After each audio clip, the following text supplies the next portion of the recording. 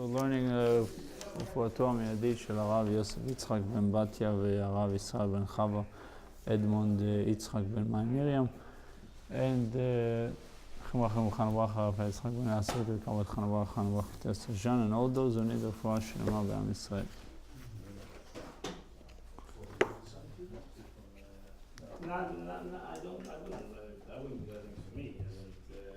Ready to start? Yeah, it's good.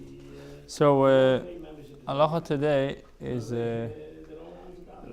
being careful with consuming bugs in vegetables or in food.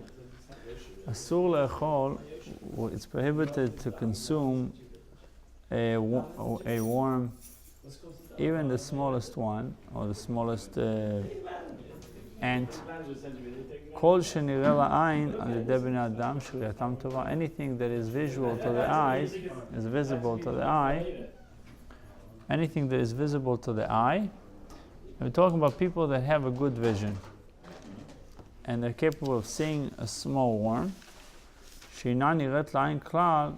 When it comes to a small worm that is not visible to the eye at all, meaning the only way for you to find it is by looking through a microscope or looking through a magnifying glass, then it's not, this type of a worm is not prohibited. If you ate it, meaning if it's not visible to the naked eye, to a person that has 20/20, then it's not prohibited to you. Can I ask a question? Let me just complete the halacha. So, maseh, and in actuality, even if you are able to see it through a magnifying glass that magnifies it 10 times, right? Is יכולה להיראות ללא זכוכית מגדלת. It says if it's only magnifying it 10 times, you can see it without the magnifying glass. So really, halachically, we are not required to take a microscope and look at the vegetables. We are allowed to check them to make sure there's nothing there. But if you can't see it, and you have a good vision, you're allowed to eat it. You're not going to be transgressing any violation if there was something tiny in your lettuce or in your spinach or whatever it is. What do you want to ask? So what about water? We were so machmir that people to put filters on the water. In other words, you can't see if there's a little tiny sherrits in the water. But people were still very, very machmir to put water filters on their faucet. I think that people put the filters also primarily to enhance the quality of the water, not necessarily for bugs, but if you cannot see, the same rule applies. He speaks about food, so the same rule applies to beverages. If you can't see it, you're not going to be required to now take a microscope and try to look at your water to see there's nothing there. Now, the eggs of worms or creepy crawlers are also prohibited like the worms themselves.